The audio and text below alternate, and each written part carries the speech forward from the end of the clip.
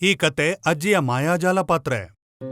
ಧೀರಜ್ಪುರ ಅನ್ನೋ ಊರಲ್ಲಿ ಸೂರಜ್ ಮತ್ತೆ ಸಂಜಯ್ ಅನ್ನೋ ಇಬ್ರು ಸ್ನೇಹಿತರಿದ್ರು. ಅವರಿಬ್ರು ಯಾವಾಗ್ಲೂ ದವಸ ಧಾನ್ಯಗಳ ವ್ಯಾಪಾರ ಮಾಡ್ತಾ ಇದ್ರು. ಇಬ್ರಲ್ಲಿ ಯಾವಾಗ್ಲೂ ಸಂಜಯ್ ದುರಾಸೆ ಮನುಷ್ಯ. ಅವನ್ ಯಾವಾಗ್ಲೂ ಅವನ ಸರಕುಗಳನ್ನ ಹೆಚ್ಚಿನ ಬೆಲೆಗೆ ಮಾರ್ತಾ ಇದ್ದ. ಸೂರಜ್ ಯಾವಾಗ್ಲೂ ಸರಿಯಾದ ಬೆಲೆಲೆ ಸರಕುಗಳನ್ನು ಮಾರ್ತಿದ್ದ. ಅವನು ವಯಸ್ಸಾದವ್ರಿಗೂ ಬಡವ್ರಿಗೂ ಸಹಾಯ ಮಾಡ್ತಿದ್ದ. ಇಬ್ರು ಒಂದ್ ಊರಿಗೆ ದವಸ ಧಾನ್ಯಗಳನ್ನ ಮಾರಕ್ ಹೋಗ್ತಿದ್ರು. ಸೂರಜ್ ಹೆಚ್ಚಿನ ಸರಕನ್ನ ಮಾರ್ತಿದ್ದ, ಆದ್ರೆ ಸಂಜಯ್ ಮಾರ್ತಾ ಇರ್ಲಿಲ್ಲ. ಅಕ್ಕಿ ತಗೊಳ್ಳಿ, ಬೇಳೆ ತಗೊಳ್ಳಿ. ಬೇಳೆ ಎಷ್ಟು ಕೊಡ್ತೀಯಪ್ಪ? 3 ರೂಪಾಯಿಗೆ.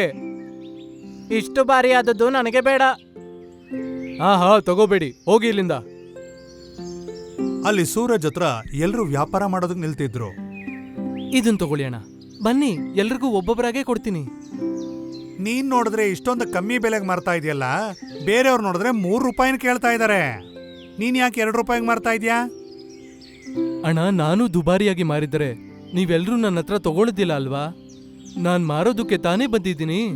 ಎಷ್ಟರಲ್ಲಿ ಮಾರಕ್ಕಾಗುತ್ತೋ ಅಷ್ಟಲ್ಲಿ ಮಾರ್ತೀನಿ. ಅರೆ ಸೂರಜ್, ನಾವಿಬ್ರು ಧಾನ್ಯ ತಂದಾಗ ಒಂದೇ ತರ ಇತ್ತು. ಆದ್ರೂ ನಿನ್ನ ಧಾನ್ಯಗಳೆಲ್ಲ ವ್ಯಾಪಾರ ಆಗುತ್ತೆ, ನನ್ನ ಧಾನ್ಯ ಹಾಗೆ ಉಳ್ಕೊಳ್ಳುತ್ತೆ. ಸಂಜಯಣ್ಣ, ನೀನು ನಿನ್ನ ಧಾನ್ಯಗಳನ್ನು ಯಾವಾಗ್ಲೂ ದುಬಾರಿಯಾಗಿ ಮಾರ್ತೀಯ. ನೀನು ಎಲ್ಲಾ ಧಾನ್ಯಗಳು ದುಬಾರಿಯಾಗೆ ಮಾರಿದ್ರೆ ಮಾರಾಟ ಹೇಗಾಗುತ್ತೆ? ಅಯ್ಯೋ ಸೂರಜ್, ನಾವು ವ್ಯಾಪಾರ ಮಾಡೋದಕ್ಕೆ ಒಂದು ಊರಿಂದ ಇನ್ನೊಂದು ಊರಿಗೆ ಹೋಗ್ತೀವಿ. ಇಷ್ಟು ಕಷ್ಟನ ಪಡ್ಬೇಕಾದ್ರೆ ಒಳ್ಳೆಯ ಲಾಭನೇ ಸಿಗ್ಬೇಕಲ್ವಾ? ಆದ್ರೆ ದುಬಾರಿಯಾಗಿದ್ರೆ ಯಾರು ತಗೊಳ್ತಾರೆ? ಸಂಜಯಣ್ಣ, ಬಡವರು ಇಷ್ಟು ಹಣನ ಎಲ್ಲಿಂದ ತರ್ತಾರೆ ಹೇಳಿ? ಸರಿ ಸೂರಜ್, ಇರ್ಲಿ ಬಿಡು, ನನಗ್ ಕಲ್ಸ್ಬೇಡ, ನಿನ್ ಕೆಲ್ಸ ನೋಡ್ಕೊ ಹೋಗು. ಅದಾದ್ಮೇಲೆ ಅವರಿಬ್ರು ಒಂದು ಊರಿಗೆ ಹೋದ್ರು. ಅಲ್ಲಿ ಹೋದ ಮೇಲೆ ಅವರಿಬ್ರು ಬೇರೆ ಬೇರೆ ದಿಕ್ಕಿಗೆ ಹೋಗಿ ಅವ್ರ ವ್ಯಾಪಾರಗಳನ್ನ ಶುರು ಮಾಡ್ಕೊಂಡ್ರು. ಅಕ್ಕಿ ತಗೊಳ್ಳಿ, ಬೇಳೆ ತಗೊಳ್ಳಿ, ಗೋಧಿ ತಗೊಳ್ಳಿ. ಬನ್ನಿ ಬನ್ನಿ ಊರಿನ ಜನರೇ, ನಿಮ್ಗೋಸ್ಕರ ಒಳ್ಳೆ ಒಳ್ಳೆ ಧಾನ್ಯಗಳು. ಹೀಗೆ ಜೋರಾಗಿ ಕೂಗ್ತಾ ಸಂಜಯ್ ಎಲ್ರನ್ನೂ ಅವನ ಕಡೆಗೆ ಕರೀತಾ ಇದ್ದ. ಅವನ ಜೋರಾದ ಧ್ವನಿಯನ್ನ ಕೇಳಿದ ಅಜ್ಜಿ ಮನೆ ಒಳಗೆ ಹೋಗಿ ತನ್ನ ಗಂಡನಿಗೆ ಹೇಳಿದ್ಲು. ಏನ್ರಿ ಕೇಳ್ತೀರಾ? ಆಚೆ ಧಾನ್ಯ ಮಾರಲು ಬಂದಿದ್ದಾರೆ. ನಮ್ಮ ಮನೆಯಲ್ಲಿ ಅಕ್ಕಿ ಬೇಳೆ ಖಾಲಿ ಆಗೋಗಿದ್ದೆ. ಸ್ವಲ್ಪಾದ್ರೂ ಧಾನ್ಯಗಳನ್ನು ಕೊಂಡ್ಕೊಳ್ಳೋಣ, ಇಲ್ಲಾದ್ರೆ ನಾಳೆ ಊಟಕ್ಕೆ ಏನಿರಲ್ಲ. ಹೌದು, ಸತ್ಯನೇ. ನೀನು ಸರಿಯಾದ ಸಮಯಕ್ಕೆ ನೆನಪು ಮಾಡ್ದೆ. ಆದ್ರೆ ನಮ್ಮ ಹತ್ರ ಇರೋ ದುಡ್ಡೆಲ್ಲ ಖಾಲಿ ಆಗೋಗಿದೆ ಅಲ್ವಾ? ನಾವು ಹಣನ್ ಕೊಡ್ಲಿಲ್ಲ ಅಂದ್ರೆ ಅವ್ರು ಹೇಗ್ ದವಸಾನ್ ಕೊಡ್ತಾರೆ? ನನಗೀಗ ಏನ್ ಮಾಡ್ಬೇಕು ಅಂತಾನೆ ತೋಚ್ತಾ ಇಲ್ಲ. ನಾಳೆಯಿಂದ ನಾವ್ ಏನು ಊಟ ಮಾಡೋದು? ಏನ್ರಿ ಕೇಳ್ರಿ ಸ್ವಲ್ಪ. ನಿಮ್ ತಂದೆಯ ತುಂಬಾ ಹಳೇದು ಪರಂಪರೆ ಪಾತ್ರೆ ಇದ್ದೆ, ಅದನ್ ಕೊಟ್ಟು ಸ್ವಲ್ಪ ಧಾನ್ಯಗಳು ತಗೋಬೋದಲ್ವಾ? ಆ ಹಳೆ ಪಾತ್ರನ ಕೊಟ್ರೆ ನಮ್ಗೇನ್ ಸಿಗತ್ತೆ? ನೋಡೋಣ, ಸ್ವಲ್ಪ ಧಾನ್ಯಗಳು ಸಿಗ್ಬೋದು. ಅಷ್ಟ್ರಲ್ಲಿ ನಮ್ಮ ಮಗ ನಗರದಿಂದ ವಾಪಸ್ ಬರ್ಬೋದು. ಅವನು ಬರೋವರೆಗೂ ಹೇಗಾದ್ರೂ ಮಾಡಿ ಧಾನ್ಯಗಳನ್ನು ಉಳಿಸ್ಕೊಂಡು ತಿಂದ್ರೆ ಸಾಕು. ಸರಿ ಸರಿ, ನಾವ್ ಹೋಗಿ ಅವನತ್ರ ಮಾತಾಡೋಣ ನಡಿ. ತಾತ ಅವ್ರ ಮನೆ ಮುಂದೆ ಹೋಗ್ತಿದ್ದ ಸಂಜಯ್ನ ಕರೆದ್ರು. ಅವನ್ಗೆ ಏನು ಹೇಳಿದ್ರು ಅಂದ್ರೆ, ಇಲ್ಲಿ ಕೇಳಪ್ಪ, ನೀನ್ ದವಸಾನ ಎಷ್ಟಕ್ ಮಾರ್ತೀಯ ಅಂತ ಹೇಳು. 5 ರೂಪಾಯಿಗೆ 1 ಸೇರು ಅಜ್ಜ. ಅಲ್ಲಪ್ಪ, ಅದನ್ನೆಲ್ಲ ತಗೊಳೋದಕ್ಕೆ ಈಗ ನನ್ನ ಹತ್ರ ಹಣ ಇಲ್ಲಪ್ಪ. ಆದ್ರೆ ಈಗ ನನ್ನ ಹತ್ರ ಒಂದು ಹಳೆ ಪಾತ್ರೆ ಇದೆ. ಅದನ್ನಿಟ್ಕೊಂಡು ನಮಗ್ ಸ್ವಲ್ಪ ದವಸ ಧಾನ್ಯಗಳನ್ನ ಕೊಡ್ತೀಯಾ? ನಾನ್ ನಿನಗೆ ಋಣಿಯಾಗಿರ್ತೀನಿ. ಸಂಜಯ್ ಆ ಹಳೆ ಪಾತ್ರನ ನೋಡಿ ಏನು ಹೇಳ್ದ ಅಂದ್ರೆ, ಅಯ್ಯೋ ಅಜ್ಜ, ಈ ಪಾತ್ರೆಯ ಬದಲಿಗೆ ಒಂದು ಹಿಡಿ ಅಕ್ಕಿ ಕೂಡ ಬರಲ್ಲ. ಎಷ್ಟು ಹಳೆ ಮತ್ತೆ ಗಲೀಜ್ ಪಾತ್ರೆ ಇದೆ ಇದು. ಇದು ನನಗೆ ಯಾವುದೇ ರೀತಿ ಕೆಲ್ಸಕ್ಕೆ ಬರಲ್ಲ. ಆದ್ರೂ ಇದನ್ನ ಒಂದ್ಸಲ ನೋಡ್ತೀನಿ. ಸಂಜಯ್ ಆ ಪಾತ್ರೆನ ತಗೊಂಡು ನೋಡ್ತಿದ್ದ ಹಾಗೆ ಆ ಪಾತ್ರೆ ಬಂಗಾರದ ಪಾತ್ರೆ ಅಂತ ಸಂಜಯ್ ಗೊತ್ತಾಯ್ತು. ಮನಸ್ಸಿನಲ್ಲಿ ತುಂಬಾ ದುರಾಸೆ ಬಂದ್ಬಿಡ್ತು. ಇದರಿಂದ ನಾನು ತುಂಬಾ ಶ್ರೀಮಂತ ಆಗ್ತೀನಿ ಅಂತ ಅಂದ್ಕೊಂಡ. ಅವನ್ ಅನ್ಕೊಂಡ ಈ ಪಾತ್ರೆ ಅವನಿಗೆ ಬಿಟ್ಟಿಯಾಗಿ ಸಿಕ್ಬಿಟ್ರೆ ಕಷ್ಟಪಟ್ಟು ಯಾಕೆ ದುಡಿಬೇಕು ಅಂತ. ಅಯ್ಯೋ ಇಲ್ಲ, ಈ ಪಾತ್ರೆಗೆ ತುಕ್ ಹಿಡಿದು ಹಾಳಾಗಿದೆ. ಇದ್ರ ಬದಲಿಗೆ ನಾನ್ ನಿಮ್ಗೇನು ಕೊಡಕ್ಕಾಗಲ್ಲ. ಇದು ಯಾವ್ದಕ್ಕೂ ಕೆಲ್ಸಕ್ಕೆ ಬರಲ್ಲ. ಹಾಗ ಹೇಳಿ ಅದನ್ನ ಅಜ್ಜಿ ಕಾಲತ್ರ ಬಿಸಾಕದ.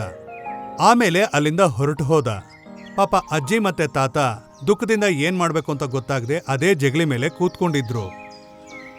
ಇದಾದ ಸ್ವಲ್ಪ ಹೊತ್ತಿಗೆ ವ್ಯಾಪಾರ ಮಾಡ್ತಾ ಸೂರಜ್ಜು ಅಲ್ಲಿಗೆ ಬಂದ. ಅಲ್ಲಿ ವಯಸ್ಸಾದವ್ರನ್ನ ಸೂರಜ್ಜು ನೋಡ್ದ. ಅವ್ರ ಹತ್ರ ಹೋಗಿ ಸೂರಜ್ ಏನು ಹೇಳ್ದ ಅಂದ್ರೆ, ಏನಾಯ್ತು ಅಜ್ಜಿ, ನೀವಿಬ್ರು ಹೀಗ್ಯಾಕೆ ಕೂತಿದ್ದೀರಾ? ಏನಾದ್ರೂ ತೊಂದರೆ ಆಗಿದ್ರೆ ನನಗೆ ನೀವು ಹೇಳ್ಬೋದು. ನನ್ನ ಕೈಯಿಂದ ಏನಾದ್ರೂ ಆದ್ರೆ ನಾನು ಸಹಾಯ ಮಾಡ್ತೀನಿ. ಮಗ, ನೀನು ಒಳ್ಳೆನಾಗಿ ಕಾಣಿಸ್ತೀಯ. ನಮ್ಮನೆಯ ಎಲ್ಲ ಧಾನ್ಯಗಳು ಖಾಲಿಯಾಗಿ ಹೋಗಿದೆ. ಮತ್ ನಮ್ಮ ಹತ್ರ ಹಣ ಕೂಡ ಇಲ್ಲಪ್ಪ. ನಮ್ಮ ಮಗ ನಗರದಿಂದ ವಾಪಸ್ ಬರೋವರೆಗೂ ನಮ್ ಜೀವನ ಹೇಗ್ ಕಳಿಬೇಕು ಅದನ್ನೇ ಯೋಚಿಸ್ತಿದ್ವಿ. ಚಿಂತಿಸಬೇಡಿ ಅಜ್ಜಿ, ನಾನು ನಿಮ್ಗೆ ಧಾನ್ಯಗಳನ್ನ ಕೊಡ್ತೀನಿ. ಹೇಳಿ, ಎಷ್ಟು ಬೇಕು ನಿಮ್ಗೆ? ಬೇಡಪ್ಪ, ನಮಗೆ ಉಚಿತವಾಗಿ ನಮ್ಮ ಹತ್ರ ಒಂದು ಹಳೆ ಪಾತ್ರೆ ಇದೆ. ನೀನು ಅದ್ರ ಬದಲು ನಮಗೆ ಧಾನ್ಯ ಕೊಡ್ಬೋದಾ? ಸರಿ, ಆಯ್ತು ಅಜ್ಜಿ. ನಿಮ್ಗೆ ಒಳ್ಳೇದು ಅನ್ಸಿದ್ರೆ ನಾನು ಆ ಪಾತ್ರೆನ ತಗೊಳ್ತೀನಿ. ಅಜ್ಜಿ ಆ ಹಳೆ ಪಾತ್ರನ ಸೂರಜ್ ಕೊಟ್ರು. ಸೂರಜ್ ಹೇಗಾದ್ರೂ ಸಹಾಯ ಮಾಡ್ಬೇಕು ಅಂತ ಅಂದ್ಕೊಂಡ. ಅಜ್ಜಿ ಹೇಳಿದ್ದಕ್ಕೋಸ್ಕರ ಸೂರಜ್ ಆ ಪಾತ್ರೆನ ತಗೊಂಡಿದ್ದ. ಇದನ್ನ ನೋಡ್ಬೇಕಾದ್ರೆ ಇದು ಬಂಗಾರದ ಪಾತ್ರೆ ಅಂತ ಸೂರಜ್ಗೆ ಗೊತ್ತಾಯ್ತು. ಅಯ್ಯೋ ಅಜ್ಜಿ, ಇದು ಬಂಗಾರದ ಪಾತ್ರೆ. ಆದ್ರೆ ಇದನ್ನ ತಗೊಳಕ್ಕೆ ನನ್ನ ಹತ್ರ ಅಷ್ಟೊಂದು ದುಡ್ಡಿಲ್ಲ. ಅಯ್ಯೋ ಮಗನೇ, ಸ್ವಲ್ಪ ಹೊತ್ತ ಹಿಂದೆ ಒಬ್ಬ ವ್ಯಕ್ತಿ ಇದನ್ನ ಪ್ರಯೋಜನ ಇಲ್ಲ ಅಂತ ಎಸೆದೋಗ್ಬಿಟ್ಟ. ಆದ್ರೆ ನೀನು ಈ ಪಾತ್ರೆನೇ ತಗೊಳ್ಳದೆ ಧಾನ್ಯ ಕೊಡ್ಬೇಕನ್ಕೊಂಡೆ. ನೀನು ತುಂಬಾ ಒಳ್ಳೆ ಮನುಷ್ಯ. ನಿನಗೆ ಹೇಗನ್ಸುತ್ತೆ ಹಾಗೆ ಮಾಡು. ಅಜ್ಜಿ, ಈ ಎಲ್ಲಾ ಧಾನ್ಯಗಳು ಹಾಗೆ ನನ್ನ ಹತ್ರ ಇರೋ ಸ್ವಲ್ಪ ದುಡ್ಡನ್ನ ನೀವೇ ಇಟ್ಕೊಳ್ಳಿ. ನಾನು ಮನೆಗೆ ಹೋಗೋದಕ್ಕೆ ಸ್ವಲ್ಪ ದುಡ್ಡನ್ನ ಇಟ್ಕೊಳ್ತೀನಿ. ಸೂರಜ್ ಅವನತ್ರ ಇದ್ದಂತ ಎಲ್ಲಾ ದವಸ ಧಾನ್ಯಗಳನ್ನು ಅಜ್ಜಿ ತಾತನಿಗೆ ಕೊಟ್ಟ. ಸ್ವಲ್ಪ ಹಣನ ಮಾತ್ರ ತಗೊಂಡು ಅವನ ಮನೆಗೆ ಹೋದ. ಇನ್ನೊಂದ್ ಕಡೆ ಸಂಜಯ್ ಹೇಗಾದ್ರೂ ಶ್ರೀಮಂತ ಆಗ್ಬೇಕು ಅಂತ ಅಂದ್ಕೊಂತ ಆ ಅಜ್ಜಿ ತಾತ ಹತ್ರ ಬಂದು ಏನು ಹೇಳ್ದ ಅಂದ್ರೆ, ಅಜ್ಜಿ ಸರಿ, ಆ ಪಾತ್ರೆಯ ಬದಲಾಗಿ ನಾನು ನಿಮ್ಗೆ ಸ್ವಲ್ಪ ಧಾನ್ಯಗಳನ್ನ ಕೊಡ್ತೀನಿ. ಆ ಪಾತ್ರೆನ ಕೊಡಿ. ಮಗ, ನೀನು ಯಾವ ಪಾತ್ರೆನ ಪ್ರಯೋಜನ ಇಲ್ಲ ಅಂದಿದ್ದೋ ಅದು ಬಂಗಾರದು.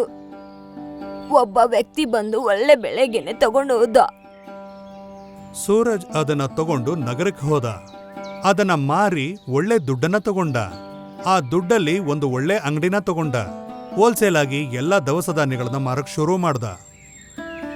ಸೂರಜ್ ಅಜ್ಜಿ ತಾತ ಹತ್ರ ನಡೆದ ವಿಷಯನ ಸಂಜಯ್ಗೆ ಹೇಳ್ದ. ಸಂಜಯ್ಗೆ ಸೂರಜ್ ಮೇಲೆ ತುಂಬಾನೇ ಕೋಪ ಬಂತು. ತನ್ನ ಜೀವನದಲ್ಲಿ ಬರಬೇಕಾಗಿರೋ ಅದೃಷ್ಟನ ಅವನು ಕಿತ್ಕೊಂಡ್ಬಿಟ್ಟ ಅಂತ.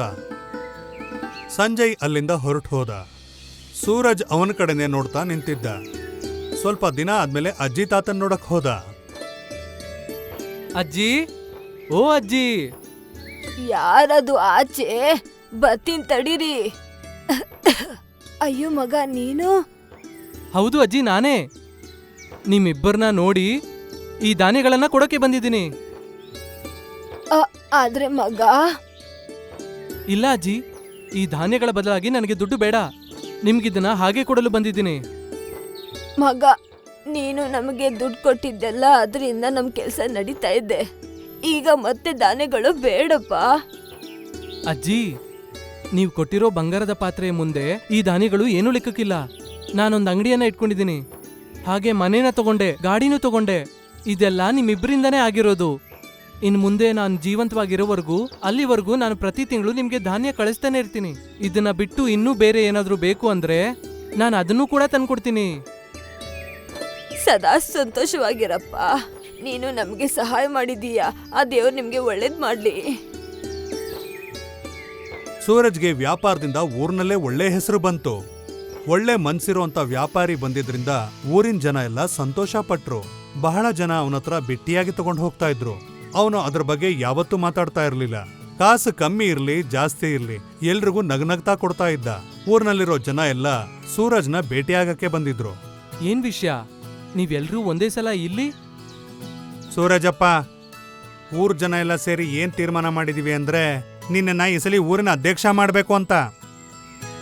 ಅರೆ ಬೇಡ ಕಾಕ, ನಾನ್ ಎಲ್ಲಿ ಅಧ್ಯಕ್ಷರಲ್ಲಿ? ನನ್ನ ಅಂಗಡಿನ ನಾನು ನಡೆಸ್ತಾ ಇದ್ದೀನಿ, ಅಷ್ಟೇ ಸಾಕು. ಅಪ್ಪ ಸೂರಜ್, ಊರ್ನಲ್ಲಿರೋ ಎಲ್ರೂ ಇದನ್ನೇ ಬಯಸ್ತಾ ಇದ್ದಾರೆ. ನೀನ್ ಅಧ್ಯಕ್ಷ ಅಂತ ಆದ್ರೆ ನಮ್ಮೆಲ್ರಿಗೂ ಸಂತೋಷ ಆಗತ್ತೆ. ಸರಿ ಕಾಕ, ನಿಮ್ಮ ಇಷ್ಟದಂತೆ ಆಗ್ಲಿ. ನಾನು ಎಲ್ಲರ ಒಳ್ಳೆಯದನ್ನೇ ಬಯಸ್ತೀನಿ. ನಾನು ಅಧ್ಯಕ್ಷ ಆಗೋದ್ರಿಂದ ಊರಿನ ಜನಗಳಿಗೆ ಒಳ್ಳೇದಾಗುತ್ತೆ ಅಂದ್ರೆ ನಾನು ತಯಾರಾಗಿದ್ದೀನಿ.